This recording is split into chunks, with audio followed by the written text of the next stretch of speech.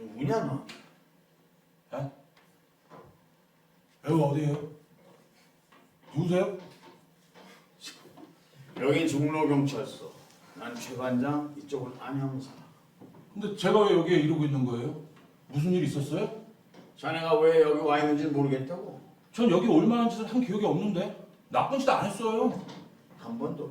뭐 어렸을 때 실수로. 하지만 그건 이미 죄값을 치렀고 지금은 아마추어 극단에서 성실하게 연극하고 있는데요.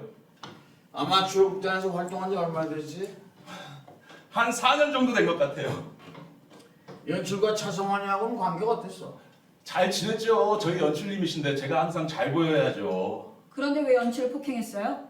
저 폭행 안 했는데요. 안형사, 네, 이 친구 약물 검사 결과가 어떻게 나왔나 좀 알아봐. 연락해 보겠습니다. 저 약 같은 거 안 해요. 감기에 걸려도 그냥 버틴다고요. 어젯밤에 차 연출하고 왜 같이 있었지? 공연 연습 때문에요. 근데 얘기가 길어져서 다른 단원들은 먼저 들어가고 저랑 남아서 인물에 대해서 얘기했습니다. 그럼 이야기만 해야지. 사람을 왜 때려요? 그것도 머리에 본드를 잔뜩 쳐발라가지고. 전직 8주 나왔어요, 8주. 제가요? 제가 왜 그런 짓을 해요? 본드 왜 갖고 다녔어요? 아, 제가 극단에서 무대나 소품을 담당하고 있거든요. 근데 칼싸움 장면에서 칼이 자꾸 부러져서요. 본드로 붙이려고 가지고 다닙니다. 부러진 물건 붙이라고 있는 걸 왜 부르고 그래? 아? 여기 보니까 본드 정보가 있네. 향정신성의약품관리법 위반. 본드 처음에 어떻게 하다 불게 됐어? 친구들하고 어울리고 싶어서요.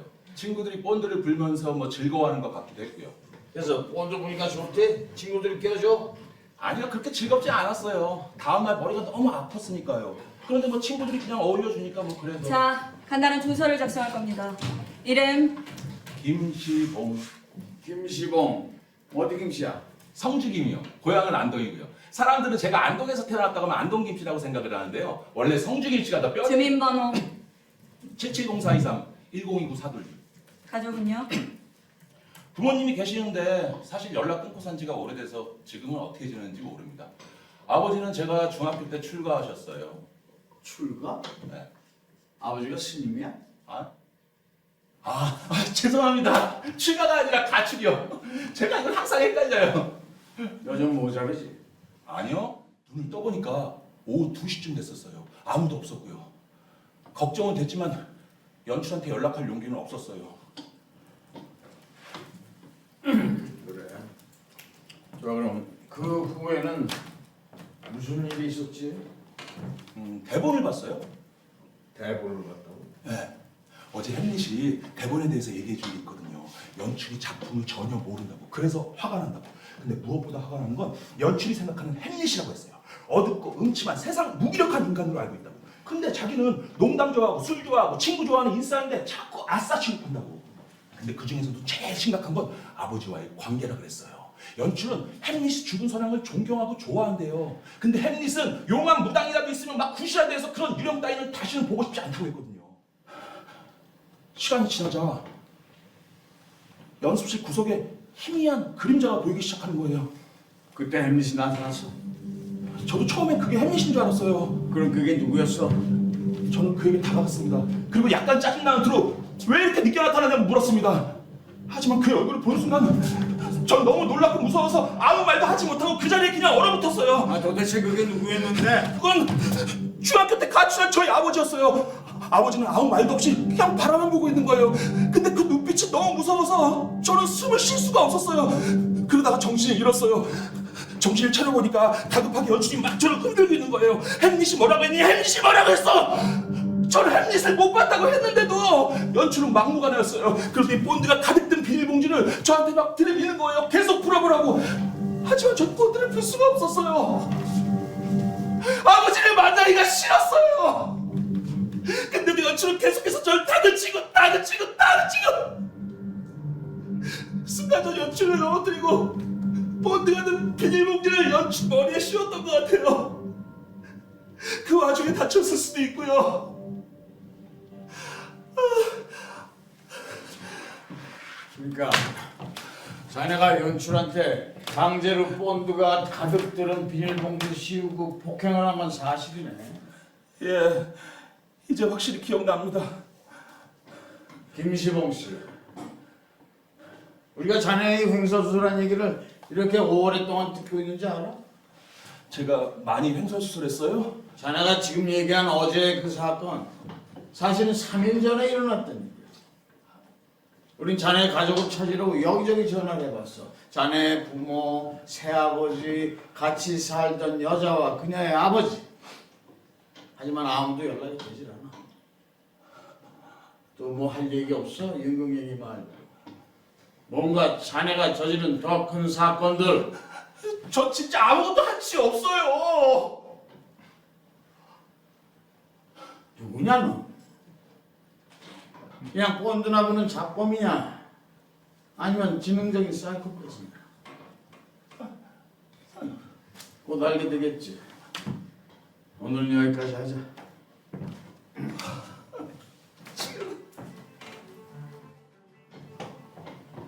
어이, 설렁탕 안 좋아해? 네? 좋아하는데요. 들어오다 보니까 뭐 거의 먹질 않았대. 아, 그 본드 좀 풀어줄 걸 그랬나? 입맛 돌아오게? 아니에요. 이거 봐, 다그 국민들이 낸 세금으로 사주는 거야. 다음엔 남기지 말고 다 먹어. 햄릿맨. 예? 햄릿맨. 내가 이 사건에 붙인 제목이야. 내가 말이다. 이 햄릿을 다 읽어봤어. 예전에 누가 초대권을 줘서 연극을 본 적이 있는데 처음부터 뭐 보다 자다 보다 졸다 그래서 기억이 가물가물해. 그래서 이번엔 자네에 대해서 좀 알아보려고 메모까지 해가면서 꼼꼼하게 자세히 읽어봤지. 그러다 보니까 자네가 왜 햄릿과 자신을 혼동하게 됐는지, 자네 주변 인물들의 실종이 이 햄릿과 무슨 관계가 있지 않을까 하는 생각이 들더라고. 그래서 일단 자네 주변 인물들에 대해서 좀 알아봐야겠어. 차근차근 주변 인물들의 상황을 정리하다 보면은 어제 자네 기억이 돌아온 것처럼 또 다른 기억이 떠오를지도 모르니까 말이야. 햄릿맨. 묵비권 써도 되나요? 뭐? 네. 아 물론이죠. 권리니까. 그냥 한번 해본 소리예요. 언젠간 영화에 출연하게 되면 꼭 한번 해보고 싶은 대사였거든요. 아 그래? 나중에 영화 찍을 때 꼭 한번 써보길 바라네. 감사합니다. 뭘요?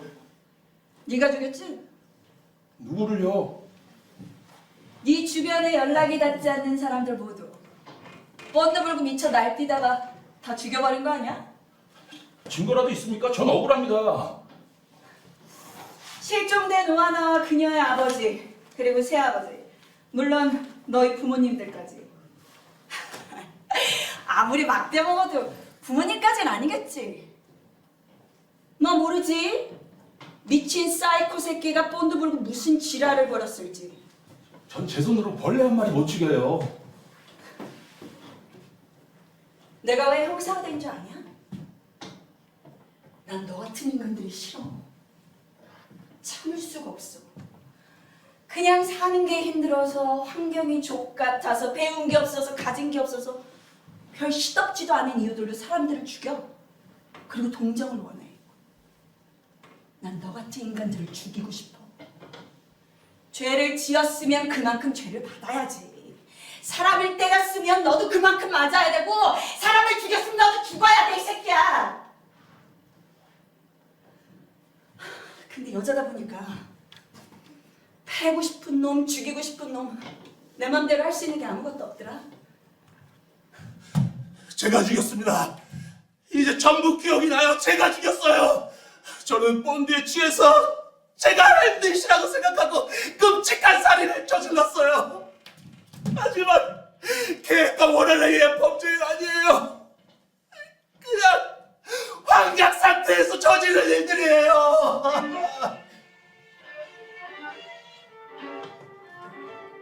소설 써? 뭐가 이렇게 길어? 반장님, 이 친구 대가리 굴리는데요? 모든 사건이 본드 때문이라고. 심신미약을 주장하고 싶은 건가? 연쇄 살인입니다. 심신미약이 통할 것 같아? 정육점 사장, 한덕수는 왜 죽였어? 제가 어느 날 집에 들렀는데 엄마를 때리고 있었어요. 순간 눈이 확 돌아가더라고요. 한덕수 죽은 다음에 엄마는 어떻게 됐어? 한참 후에 연락이 왔어요. 자식이라 차마 신고는 못하고 죄 많은 인생이 부처님 품으로 갈 거라고. 진짜 출가를 하셨네. 근데 오하나 씨 아버지는 왜 죽였어? 사진의 시작을 위해서. 폴로니어스가 햄릿의 첫 살인 대상이거든요. 시체는 어디다 뒀지? 안동. 어렸을 때 살았던, 지금은 비어있는 시골집 엄마 방. 햄릿의 첫 번째 살인이 엄마 방에서 일어났으니까 너도 구색을 맞추려고 그랬구나. 근데 그렇게 많은 사람을 죽였어. 햄릿의 죽음을 재현했습니다. 햄릿의 죽음에는 다 이유가 있었어요. 다들 불행했거든요. 그런데 그 불행을 피할 방법을 몰랐어요. 아니, 방법을 알면서도 찾지를 못했어요. 그래서 죽음을 통해서 저 다른 곳으로 피신을 시켜준 거예요. 불행한 일이 아니에요. 지금보다 더 나은, 더 좋은 세상으로 가는 유일한 출구가 죽음이었으니까요. 햄릿이 저에게 부탁했어요. 네가 친구들과 부모님을 사랑한다면 그곳으로 모셔야 한다고. 햄릿이 부탁을 해서 그렇게 다 죽였단 말이야? 저도 동의했어요. 햄릿은 비극이 아니에요. 죽음의 의미를 깨닫고 죽음을 초월한 다른 곳으로 떠난 거죠. 일종의 로드무비예요. 이제 자네 주변 사람들이 어떻게 됐는지 대충 알 것 같아. 물론 앞으로 더 확인해봐야 할 일들이 많이 남아있죠. 근데 햄릿이 죽이라고 시켜서 그랬다는 거 아주 기가 막힌 스토리야. 햄릿이 시켜서 그랬다면 뭐 빠져나갈 줄 알았나? 내가 본드를 불고 햄릿을 만나서 햄릿한테 확인을 해볼까? 자, 이제 자네 혼자 있게 해줄 테니까 마지막으로 햄릿을 불러내. 그래서 둘이 상의를 하든 기억을 더듬든 진짜 살해 동기를 밝혀 이 자술서가 끝을 맺을 수 있도록. 그리고 햄릿하고 마지막 작별 인사도 나누고 말이야.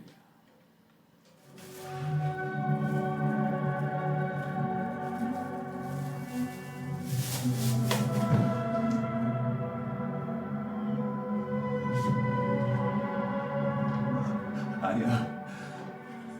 난 모든 사람들이랑 나쁘게 헤어지게 돼 있어. 이게 내 운명이야. 개 같은 운명. 하지만 운명아, 날 용서해라. 나 더 이상 그대를 따르지 않을 거야. 이 거지 같고 창백한 운명 앞에 더 이상 떨지 않을 거야. 사느냐, 죽느냐, 그것이 문제로다. 맨정신으로 이 개같은 현실을 버텨? 아니면 본드라 물고 실실 웃으면서 대충 살아? 어떤 게 나을까? 확 뒤져버릴까? 죽는다는 건 잠이 든다는 것, 잠이 든다는 건 꿈을 꾼다는 것. 하지만 그 꿈이 악몽이라면 가난하고 불행한 인생 희망도 없어. 죽어버리면 이 지옥 같은 인생도 끝인데 개똥밭에 굴러도 이승이 낫다 이거야. 죽어도 지금보다 나을 게 없어 사는 거야. 이게 내 운명이야. 개 같은 운명.